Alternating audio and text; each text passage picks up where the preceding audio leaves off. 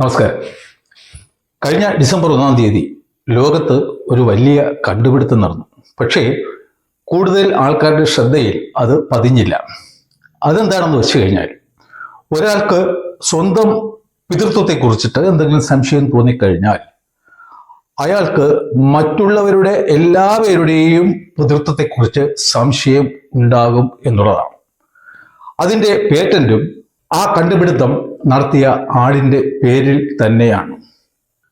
ഈ കണ്ടുപിടുത്തം നടത്തിയ ആൾ കുറേ നാളുകളായിട്ട് മുനമ്പം ഒരു വഖഫ് ആണെന്നും അദ്ദേഹം ഒരു കച്ചി മേമൻ സേട്ട് ഫാമിലി മെമ്പർ ആണെന്നും അതുകൊണ്ട് തന്നെ കച്ചി മേമൻ സേട്ടുമാരുടെ ചരിത്രത്തെക്കുറിച്ചിട്ടും മുനമ്പത്തെ ചരിത്രത്തെക്കുറിച്ചിട്ടും പുള്ളിക്കുള്ള അറിവ് പോലെ മറ്റാർക്കും ഈ ലോകത്ത് അറിവ് ഇല്ല എന്നും പറഞ്ഞ് ആൾക്കാരെ പറ്റിച്ചുകൊണ്ട് നടക്കുന്ന ഒരു വ്യക്തിയാണ്.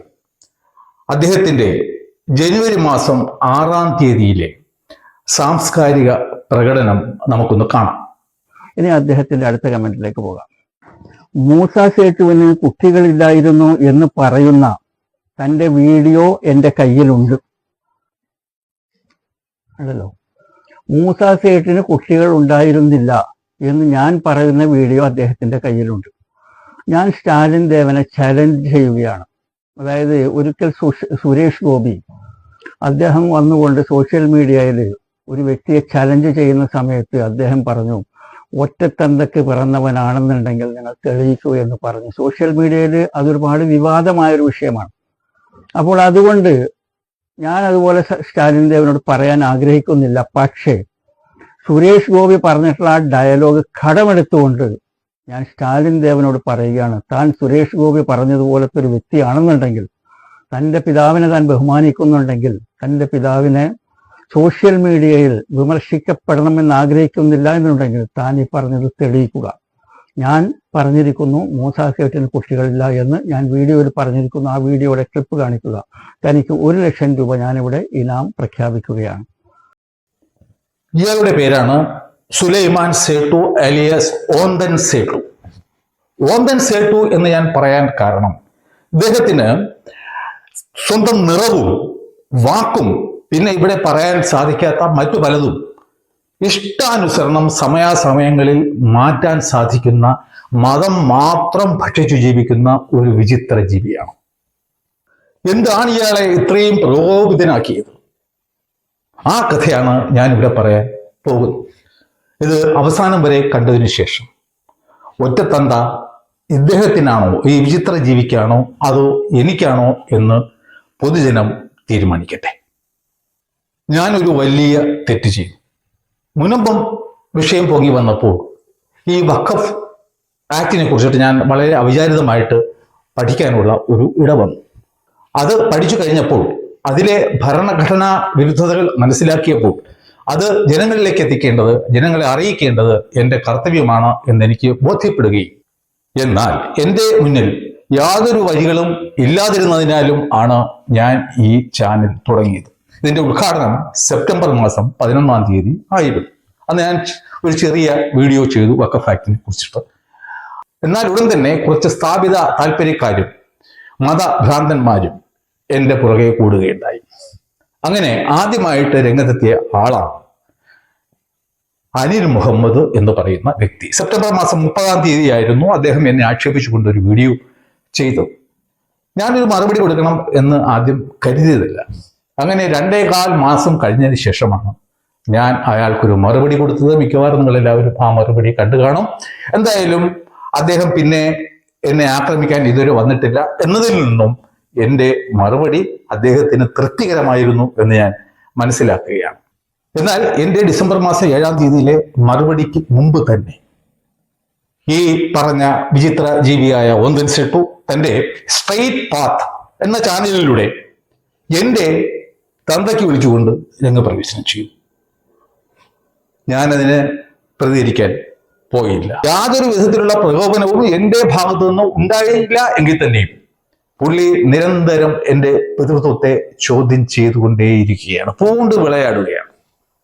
അങ്ങനെ ഡിസംബർ മാസം 1-ാം തീയതി മുതൽ ഇന്നുവരെ 1.5 മാസത്തിനകം 10ഓളം വീഡിയോകളിലൂടെ അയാൾ എനിക്ക് പിതൃശൂന്യൻ എന്നതിന് പുറമെ മറ്റു പല പേരുകളും കൂടി ചാർത്തിത്തരികയും അതൊക്കെ മാലോകരെ അറിയിക്കുകയും ചെയ്തു. അതിൽ നിന്നൊക്കെ എനിക്ക് മനസ്സിലാക്കാൻ പറ്റിയ ഒരു കാര്യം എന്താണെന്ന് വെച്ചാൽ, ഇയാൾ നമ്മുടെ നേരത്തെ പറഞ്ഞ വാഴക്കൊല്ല ഡോക്ടർ അനിൽ മുഹമ്മദിന്റെ ജ്യേഷ്ഠ സഹോദരനായിട്ടാണ്, ബെനാമിയായിട്ടാണ് രംഗപ്രവേശം ചെയ്തിരിക്കുന്നത് എന്നാണ്. ഞാൻ ആകെ ചെയ്ത ഒരു കുറ്റം എന്ന് പറയുന്നത് മുനമ്പം വഖഫ് അല്ല എന്ന് പറഞ്ഞു പോയതാണ്. അയാൾ എനിക്ക് ചാർത്തി തന്ന പേരുകൾ എന്തൊക്കെയാണെന്ന് കാണാം. ഡോക്ടർ അനിൽ മുഹമ്മദിന്റെ ഫോളോവേഴ്സ് അദ്ദേഹത്തിന്റെ ചാനലിൽ ഇദ്ദേഹത്തെ വിളിക്കുന്നത് മരവാഴ എന്നാണ്. തനിക്ക് ചായ ഉണ്ടാക്കാൻ അറിയും, എയർഫോഴ്സിൽ ചായക്കാരനായിരുന്നു എന്നാണ് ഡോക്ടർ അനിൽ മുഹമ്മദ് പറഞ്ഞിട്ടുള്ളത്. കാരണം അത്രയ്ക്ക് ഇയാൾക്ക് ക്വാളിറ്റി ഉള്ളൂ. ഇദ്ദേഹത്തിന്റെ കളവ് കേട്ട് കേട്ട് കേട്ട് മടുത്തിട്ട് ഒരു പ്രാവശ്യം അനിൽ മുഹമ്മദ് പറയുകയുണ്ടായിരുന്നു, സ്റ്റാലിൻ ദേവൻ നിന്റെ നാവ് പുഴുത്ത് നീ ചത്തുപോകും എന്ന് വരെ പറയുകയുണ്ടായി. ഈ നടന്നു പോകുന്നതാണ് ഈ വഖഫ് ബോർഡ്. അതിന് പിന്നിൽ കുരക്കുന്നവരാണ് ഈ സ്റ്റാലിൻ ദേവനും അതേപോലെ തന്നെ ശങ്കരം വക്കീലും. ഇദ്ദേഹം ഒരു കാട്ടുപന്നിയാണ്, അമേദ്യത്തിൽ കുളിച്ചാണ് നിൽക്കുന്നത്. കാരണം എന്താ അങ്ങനെ പറയാൻ കാരണം? വായ തുറന്നാൽ കളവേ പറയുള്ളൂ. സ്റ്റാലിൻ ദേവന് ധൈര്യമുണ്ടോ? സ്റ്റാലിൻ ദേവന് നട്ടലുണ്ടോ? സ്റ്റാലിൻ ദേവൻ ചങ്കൂറ്റത്തോടു കൂടിയിട്ട് തനിക്ക് പറയാൻ ധൈര്യമുണ്ടോ? ഇദ്ദേഹത്തിന് കുറച്ച് ബുദ്ധിയെങ്കിലും ഉണ്ടായിരുന്നെങ്കിൽ നമുക്കൊരു മന്ദബുദ്ധിയെങ്കിലും വിളിക്കാമായിരുന്നു. ഈ സ്റ്റാലിൻ ദേവനെ പോലെ അല്പനായിട്ടുള്ള ഈ സ്റ്റാലിൻ ദേവൻ എന്ന് പറയുന്ന വ്യക്തി, അദ്ദേഹം വായ തുറക്കുന്നത് രണ്ടാവശ്യങ്ങൾക്ക് വേണ്ടിയാണ്. ഒന്ന് കളവ് പറയാനും പിന്നെ ഒന്ന് ഭക്ഷണം കഴിക്കാനും. അപ്പോൾ ഇദ്ദേഹത്തിന് ശരിക്കെന്തോ മാനസികമായിട്ടുള്ളൊരു അസുഖമുണ്ട്. ഇദ്ദേഹം സംസ്കാരം, അന്തസ്, ആഭിജാത്യം എന്നിവ തൊട്ട് തീണ്ടിയിട്ടില്ലാത്ത ഒരു കുടുംബത്തിൽ ജനിച്ചു വളർന്നിട്ടുള്ള ഒരു മനുഷ്യനാണ്. എന്നാൽ താൻ വെറുമൊരു ഓന്തല്ല, ഒരു സർവ്വവിജ്ഞാനകോശമായ മുതലക്കുഞ്ഞാണ് എന്നാണ് അയാളുടെ അഭിപ്രായം. സ്റ്റാലിൻ ദേവൻ, താങ്കൾ മുതലക്കുഞ്ഞിനെ നീന്താൻ പഠിപ്പിക്കേണ്ട ആവശ്യമില്ല. എന്തുകൊണ്ടെന്നാൽ ഞാൻ ഒരു കച്ചി മേമൻ സേട്ട് ഫാമിലി മെമ്പറാണ്. ചെറുപ്പത്തിൽ എന്ന് മുതലാണ് നമ്മുടെ ഓർമ്മകൾ കൃത്യമായിട്ട് നമുക്ക് ഉണ്ടാകാൻ കഴിയുന്ന ആ പ്രായം മുതൽ ഇന്ന് വരെ സേട്ടുമാരെ സംബന്ധിച്ചിടത്തോളം അവരാരൊക്കെയാണ്, എന്തൊക്കെയാണ്, എങ്ങനെ ഒരാളോട് ബന്ധപ്പെട്ടിരിക്കുന്നു, സ്വന്തപ്പെട്ടിരിക്കുന്നു എന്നെല്ലാം വളരെ കൃത്യമായി പഠിച്ച് മനസ്സിലാക്കി വളർന്നിട്ടുള്ള ഒരു വ്യക്തിയാണ് ഞാൻ. സേട്ടുമാരെ കുറിച്ചിട്ട് പറയുകയാണെന്നുണ്ടെങ്കിൽ സേട്ടുമാരിൽ നൂഡിൽസ് പോലെയാണ്. അതായത് ഒരാൾ മറ്റൊരാളുമായിട്ട് അല്ലെങ്കിൽ ഒരു ഫാമിലി മറ്റൊരു ഫാമിലിയുമായിട്ട് ഒന്നുകിൽ ബന്ധപ്പെട്ടിരിക്കുന്നു അല്ലെങ്കിൽ സ്വന്തപ്പെട്ടിരിക്കുന്നു. എല്ലാവർക്കും എല്ലാവരെയും അറിയാം. നമുക്കറിയാം 1950-ൽ സിദ്ദിഖ് സേട്ടു എന്ന് പറയുന്ന വ്യക്തി എഴുതിയ ഒരു പ്രമാണത്തിനെ ചുറ്റുപറ്റിയാണ് ഇന്ന് മുനമ്പത്ത് നടക്കുന്ന എല്ലാ കോലാഹലങ്ങളും. എന്നാൽ അടുത്ത കാലത്ത് ഞാൻ 1950-ന് മുമ്പുള്ള രജിസ്റ്റർ ചെയ്ത രേഖകൾ സംഘടിപ്പിക്കുകയും അതിന്റെ അടിസ്ഥാനത്തിൽ നടത്തിയ പഠനത്തിന്റെ വെളിച്ചത്തിൽ മുനമ്പം ഒരു വഖഫ് വസ്തു അല്ല എന്ന് കണ്ടെത്തുകയും ചെയ്തു. വളരെ വിലപ്പെട്ട പല പല രേഖകളും നിയമവശങ്ങളും ഒക്കെ ഉരുത്തിരിഞ്ഞ് വരികയുണ്ടായി. എന്നാൽ നമ്മുടെ ഓന്തൻ സേട്ടു പറയുന്നത് അദ്ദേഹത്തിന് ഈ രജിസ്റ്റർ ചെയ്ത രേഖകളൊന്നും ബാധകമേ അല്ല. അദ്ദേഹത്തിന്റെ യൂണിവേഴ്സിറ്റി എന്ന് പറയുന്നത് സ്വന്തം ഉമ്മയാണ്. അവർ സഞ്ചരിക്കുന്ന ഒരു വിക്കിപീഡിയ ആണ് എന്നാണ്, സർവ്വവിജ്ഞാനകോശമാണെന്നാണ് പുള്ളിയുടെ വൈപ്പ്. അദ്ദേഹം പറയുന്നു, കച്ചിൽ നിന്നും, ഗുജറാത്തിലെ കച്ചിൽ നിന്നും സേട്ടുമാർ ആദ്യമായി കേരളത്തിൽ എത്തിയത് 1819-ലാണ്. ഇദ്ദേഹത്തിന്റെ ഉമ്മ ജനിച്ചത് 1939-ലാണ്. അവർക്ക് ഇപ്പോൾ 85 വയസ്സ് പ്രായമുണ്ട്. എന്നാൽ അവരൊരു അത്ഭുത പ്രതിഭയാണ്. കാരണം 1819 മുതൽ ഇന്നു വരെയുള്ള സേട്ടുമാരെ കുറിച്ചിട്ടുള്ള എല്ലാ വിവരങ്ങളും അവർക്ക് സ്വായത്തമാണ്. അതുപോലെ തന്നെ മുനമ്പത്തെ കുറിച്ചിട്ടുള്ള കാര്യങ്ങളും അവർക്ക് അറിയാവുന്നതാണ്.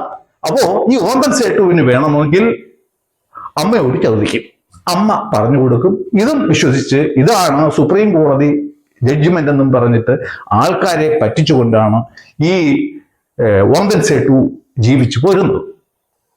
ഇത് മരുന്നില്ലാത്ത ഒരു അസുഖം മാത്രമാണ്. അതിനെ ചോദ്യം ചെയ്യാൻ ഞാൻ ആളല്ല. ഡോക്യുമെന്റ് വായിച്ച് ലഭിച്ചിട്ടുള്ള താങ്കളുടെ അറിവും എന്റെ അറിവിനോടും കൂടി താങ്കൾക്ക് അതിനെ കമ്പയർ ചെയ്യാൻ കഴിയുകയില്ല. അത് കമ്പയർ ചെയ്യുകയാണെന്നുണ്ടെങ്കിൽ ആനയും പേനും തമ്മിലുള്ള വ്യത്യാസമുണ്ട് എന്ന് ആദ്യം താങ്കൾ മനസ്സിലാക്കുക. എനിക്ക് താങ്കളിൽ നിന്ന് അറിവ് നേടേണ്ട ഒരു ആവശ്യവുമില്ല. എന്തുകൊണ്ടെന്നാൽ എൻ്റെ കൂടെ സഞ്ചരിക്കുന്ന ഒരു ഡിക്ഷണറി ജീവിച്ചിരിക്കുന്നു, മാഷാ അല്ലാഹ്. അത് ആരെന്നാൽ എൻ്റെ സ്വന്തം ഉമ്മ. 85 വയസ്സായി. അവരെ സംബന്ധിച്ചിടത്തോളം ഇന്നും അവർ അൽഹംദുലില്ലാ അവരെ കാര്യങ്ങളൊക്കെ കൈകാര്യം ചെയ്യാൻ വേണ്ടിയിട്ട് ബാത്റൂമിൽ പോകാനും കുളിക്കാനും ഞങ്ങളൊപ്പം പിക്നിക്കിന് പുറത്തു വരാനും ഒക്കെ അവർക്ക് ആരോഗ്യമുണ്ട്. അവരെ സംബന്ധിച്ചിട്ട് പറയുകയാണെന്നുണ്ടെങ്കിൽ അവർ സഞ്ചരിക്കുന്ന ഒരു ഡയറക്ടറിയാണ്. ഡയറക്ടറി തുറന്നിട്ട് നമ്മൾ ഫോൺ നമ്പർ കണ്ടുപിടിച്ചിട്ട് ഫോൺ ചെയ്യുമായിരുന്നല്ലോ, അതുപോലെയാണ്. ഞാൻ മുൻപത്ത് കണ്ട ചരിത്രം വളരെ ചുരുക്കി പറയാം, കാരണം അത് ഈ കഥയിലേക്ക് നമ്മൾ പോകുമ്പോൾ ഇത് അറിഞ്ഞിരിക്കേണ്ടത് അത്യാവശ്യമാണ്. ആദ്യമായിട്ട് ചരിത്രം തുടങ്ങുന്നത് ഒരു അബ്ദുൽ സത്താർ സേട്ടുവിൽ നിന്നുമാണ്. അദ്ദേഹത്തിന് അബ്ദുൽ കരീം സേട്ടു എന്ന് പറയുന്ന ഒരു മകനുണ്ടായിരുന്നു. ഈ അബ്ദുൽ കരീം സേട്ടുവിന് 5 കുട്ടികളാണ് ഉണ്ടായിരുന്നത്. ഒരാളുടെ പേര് മൂസ, ഏക മകനായിരുന്നു. ബാക്കി 4 പെൺമക്കൾ ആയിരുന്നു. അപ്പോ 1945 മേടമാസം 6-ാം തീയതി ഏകദേശം 30 വയസ്സ് പ്രായത്തിൽ ഈ മൂസ സേട്ടു മരിക്കുന്നു.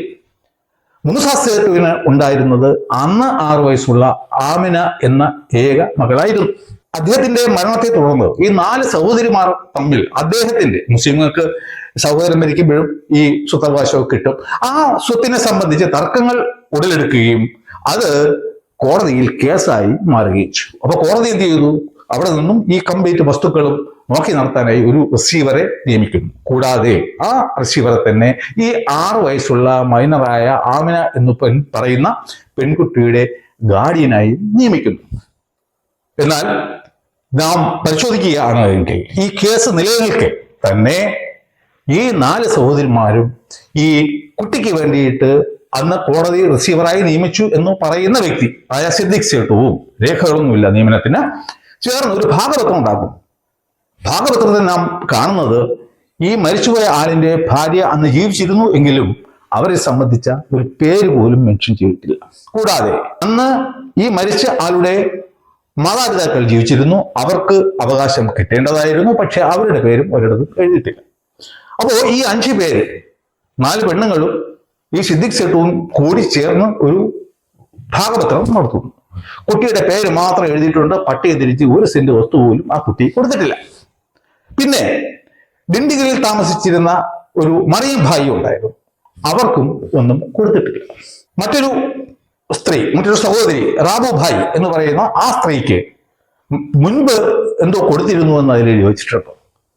അതിനുശേഷം ഈ എൻ്റെ വസ്തുക്കളും 1000കണക്കിന് ഏക്കർ വരുന്ന എൻ്റെ വസ്തുക്കളും ജിംബു ഭായി എന്ന് പറയുന്ന ഒരു സ്ത്രീയും ഫാത്തുമ്മ ഭായി എന്ന് പറയുന്ന മറ്റൊരു സഹോദരിയും കൂടി ചേർന്ന് ഭാഗം വെച്ച് പിരിയുന്നു. അപ്പോ ഈ മുനമ്പം എന്ന് പറയുന്ന വസ്തു ഈ ജിംബു ഭായിക്ക് കിട്ടിയ വസ്തുവിൽ ഉൾപ്പെട്ടതാണെന്ന് പറയുന്നു. എന്തായാലും നല്ല ഒരു ചരിത്ര പഠനം നടത്തുകയാണെങ്കിൽ ആ ഭാഗപത്രം തന്നെ തെറ്റാണെന്ന് കണ്ടെത്താൻ തീർച്ചയായിട്ടും കഴിയുന്നതാണ്. എന്തായാലും ഈ ജിംബു ഭായിക്ക് കിട്ടിയ മുനമ്പം 1947 കിട്ടിയ മുനമ്പം 1948 ജിംബു ഭായി വന്നിട്ട് സിദ്ദിഖ് സേട്ടുവിന് 5200 രൂപയ്ക്ക് വിൽക്കുന്നു. സിദ്ദിഖ് സേട്ടുവാണ് വന്നിട്ട് 1950 അത് ഫറൂഖ് കോളേജിന് കൈമാറ്റം ചെയ്തത്. അത് വഖഫാണോ, ഇഷ്ടദാനമാണോ, വിലയാധാരമാണോ എന്നുള്ളതാണ് ഇപ്പൊ തർക്കം. എങ്കിൽ തന്നെയും ഈ കുട്ടിക്ക് അന്ന് 11 വയസ്സ് മാത്രമേ പ്രായമുണ്ടായിരുന്നു. അപ്പോൾ ഇതിന് പ്രായമായതിനു ശേഷം അതിന് ഒന്നും കിട്ടിയിട്ടില്ല. അപ്പോൾ അതിന് എന്തെങ്കിലും പരാതി ഉള്ള പക്ഷം അതിന് കോടതിയെ സമീപിക്കേണ്ട അവകാശം പ്രായപൂർത്തിയായി 3 വർഷത്തിനകം ഉണ്ടായിരുന്നു. അത് ഗൗനിക്കാതെയാണ് ഈ സിദ്ദിഖ് സേട്ടു ഈ കൈമാറ്റം നടത്തിയത്. അപ്പോ ഒരു വഖഫ് ഉണ്ടാക്കണമെങ്കിൽ വാക്കിഫിന്റെ പേരിൽ 100% ഉടമസ്ഥം അവകാശമുള്ള വസ്തുവിനെ മാത്രമേ വഖഫ് ഉണ്ടാക്കാൻ കഴിയൂ.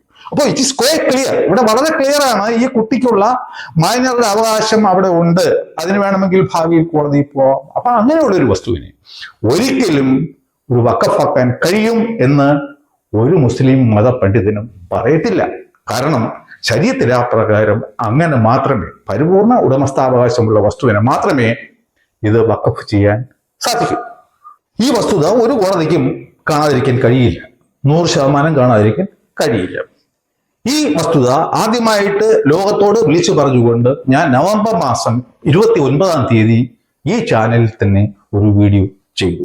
കാരണം ആ കണ്ടുപിടുത്തം എൻ്റെ പ്രൈവറ്റ് പ്രോപ്പർട്ടി ആയിരിക്കട്ടെ എന്ന് വിചാരിച്ചിട്ടാണ് ഞാൻ അങ്ങനെ ചെയ്തത്.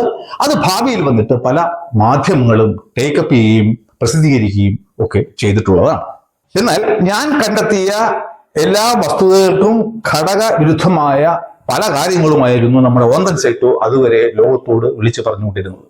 അത് ഏറ്റവും പ്രധാനപ്പെട്ട കാര്യം എന്ന് പറയുന്നത് നമ്മൾ നേരത്തെ പറഞ്ഞ മൂസ സേട്ടുവിന് കുട്ടികളെ ഉണ്ടായിരുന്നില്ല എന്നാണ്. അതായത് ആമിന എന്ന് പറയുന്ന വ്യക്തിയെ ഈ ഭൂലോകത്ത് ഉണ്ടായിരുന്നില്ല.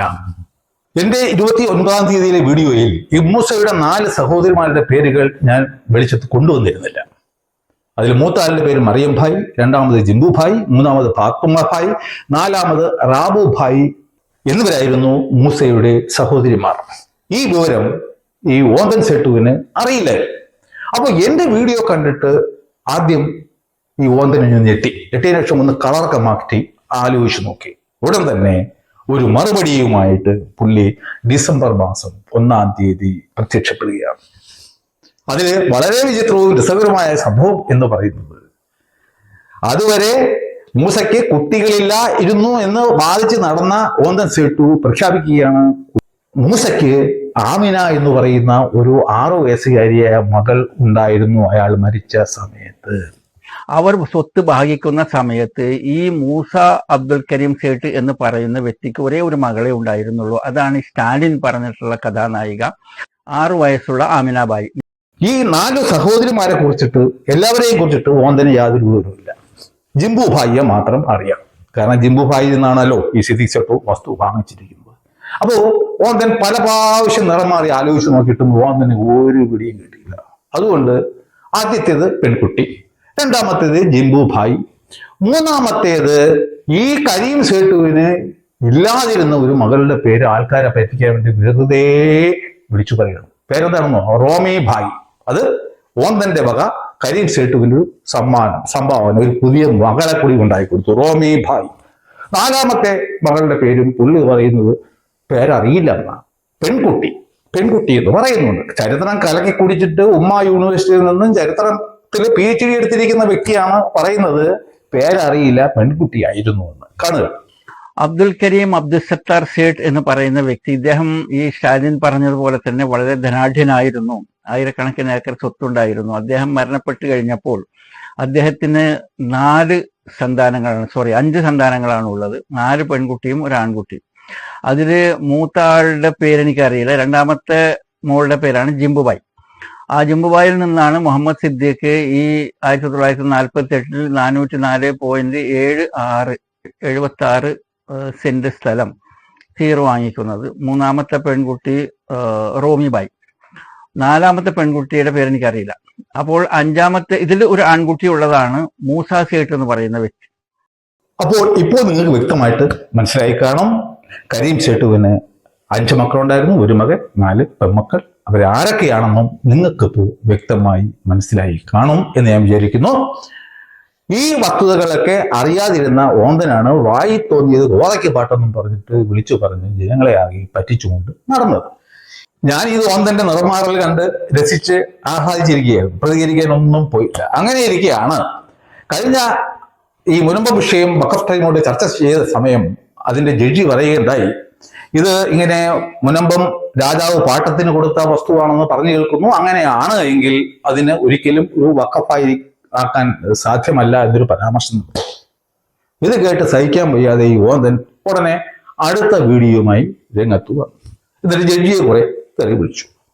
അതിനടിയിൽ എന്റെ കഷ്ടകാലത്തിന് ഞാൻ പോയി ഒരു കമന്റ് ഇട്ടു. അതായത്, എടോ സേട്ടു, ഈ മൂസയ്ക്ക് ഒരു മകൾ ഉണ്ടായിരുന്നു എന്ന കാര്യം വരെ ഞാനല്ലേ തനിക്ക് പഠിപ്പിച്ചു തന്നത്. ഈ മുനമ്പം വഖഫാണെന്നുള്ള ആ ഒരു സ്വപ്നമോ മറന്നേക്കോ അതൊരിക്കലും സഫലമാകില്ല എന്ന് പറഞ്ഞിട്ട് ഞാൻ ഒരു പോസ്റ്റ് ഇട്ടു.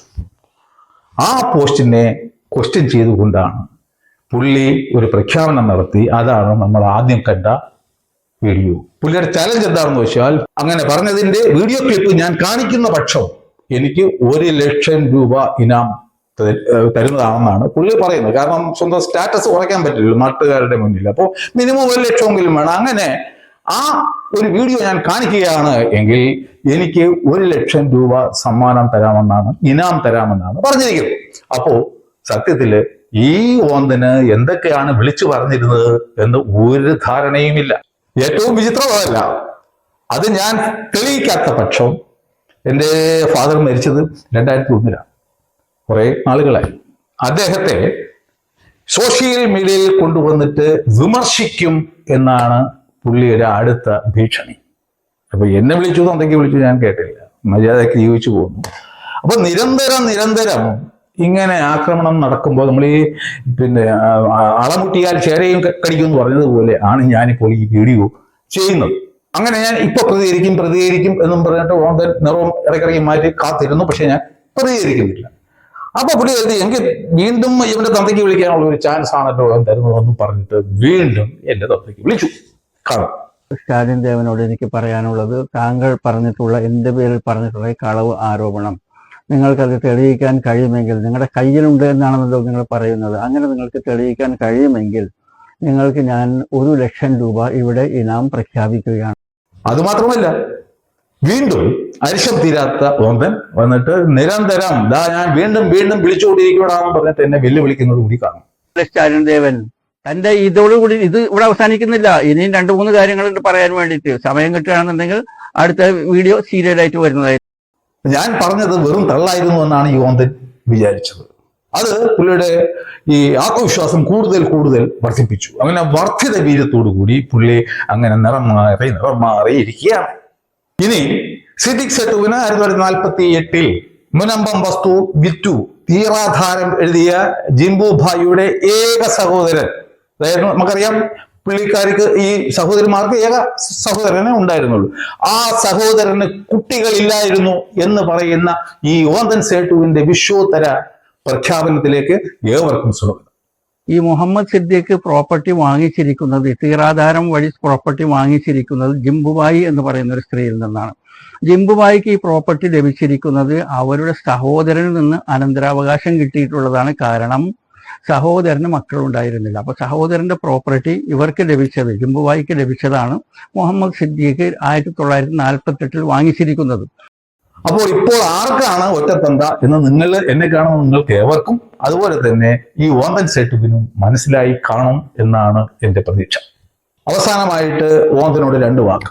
അഥവാ താൻ എന്റെ പിതാവിനെ സോഷ്യൽ മീഡിയയിൽ കൊണ്ടുവന്ന് വിമർശിച്ചാൽ ഞാൻ തന്നെ മാത്രമല്ല, തൻ്റെ പിതാവായ ഹസൻ സേട്ടു, അദ്ദേഹത്തിൻ്റെ പിതാവായ ലത്തീഫ് സേട്ടു, അദ്ദേഹത്തിൻ്റെ പിതാവായ ഇസ്മായിൽ സേട്ടു, അദ്ദേഹത്തിൻ്റെയും പിതാവായ കാസിം സേട്ടു, ജൂനം ആദം സേട്ടു, ഇവരെയൊക്കെ ഞാൻ വിമർശിക്കുമോ?